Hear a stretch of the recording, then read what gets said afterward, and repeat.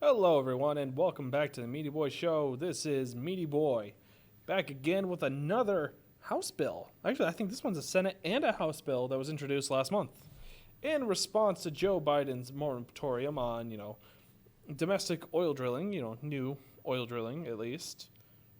This is the Power Act of 2021, proposed by both Representative Yevette Herrell, a Republican of New Mexico, and Senator Cynthia Lummis, a Republican of Wyoming.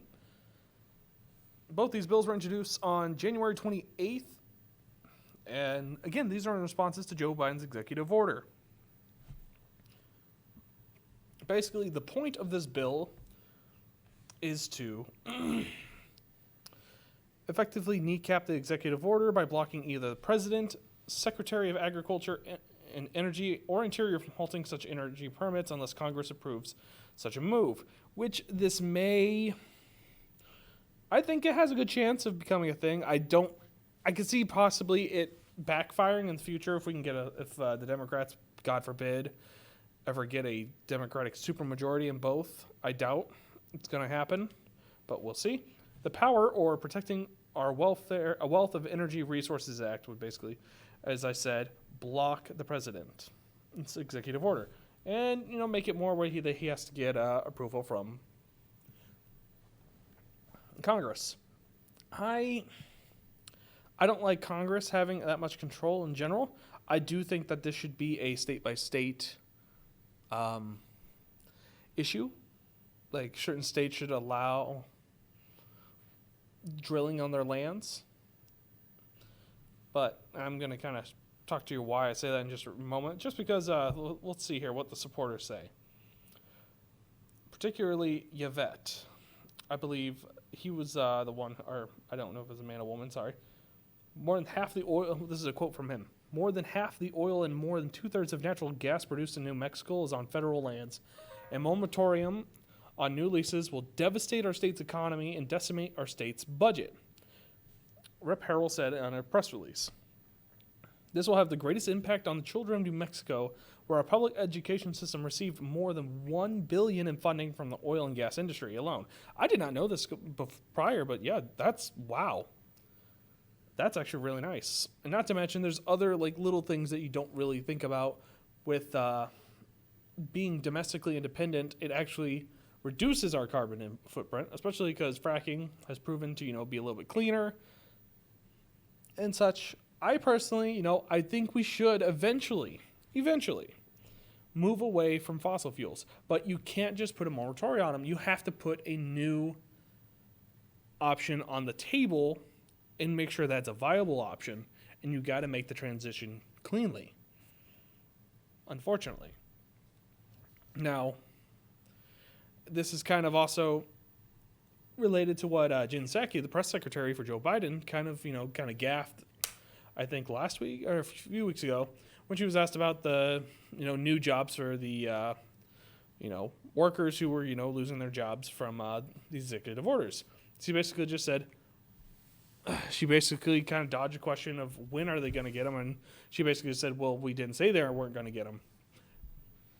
She was asked, the person who was asking, the member of the press who was asking, asked when, and got her question dodged. This is, or was it he? I can't remember. It's been a while since seeing the video. This is catastrophic. And it hurt not only us, it hurt Canada too. Our neighbors to the north, our distant neighbors. I'm not a big fan of Canada. But, when they do right, they do right. When they do wrong, they do wrong,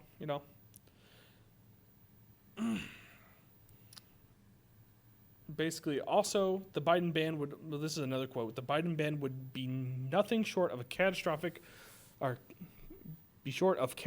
Western states that are already reeling from the decline in energy usage brought on the pandemic and the continued volatility in the energy markets. It's one punch, two punch that means disaster for energy jobs, families, and communities. With this bill, Congress would reiterate that federal land should serve not on the whims of the radical progressive minority, but the needs of all Americans. This is where I say that this should be a state-by-state thing.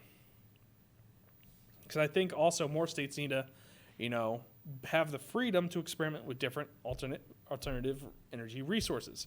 Like, for instance, I'm a big proponent of nuclear energy. But because of federal, restrictions, you can't really experiment with with nuclear power. Nuclear power seems to be I would say the middle ground that I think should make both parties happy. Whereas nuclear energy produces as much power. I think it even produces more power than fossil fuels and is actually more efficient. Like, I've heard one nuclear power plant can power a whole state for an entire year by itself or something like that. I don't know all the sciences. I know I listened to a nuclear energy expert on an episode of Dave Rubin at one point, and what he said basically kind of changed my opinion on things, especially when I did more research into the subject.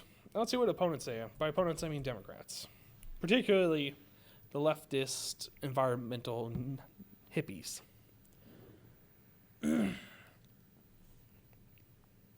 United States and the world face a profound climate crisis. We have a narrow moment to pursue action at home and abroad in order to avoid the most catastrophic impacts of that crisis and to seize the opportunity that tackling climate change presents. President Biden wrote an executive order.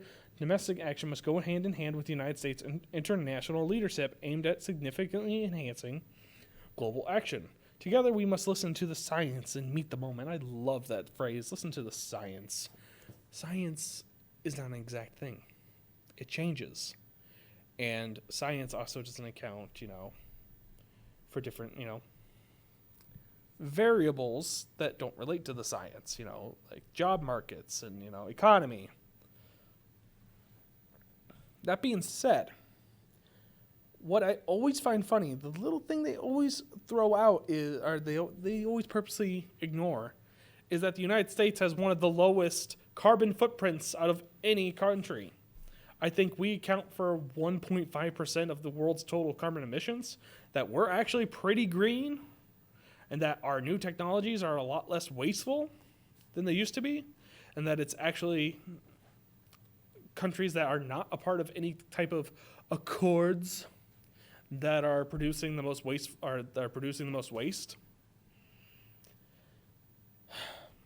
It's crazy out there, you guys. It's just completely insane, in my opinion, that our new president would go this far to hurt the country and just undermine all the good that the previous administration did for the sake of bending the knee to the party's whims and to the elitist whims. Well, anyway, that's all I got for this video. Leave a like if you like this one. Sorry, my voice is kind of going out. This is, I think, the third video I did recorded in a row. My voice has been kind of going out. But thank you guys so much. Hope you guys have a wonderful day. Stay warm out there and have a good one. And don't forget to like and subscribe.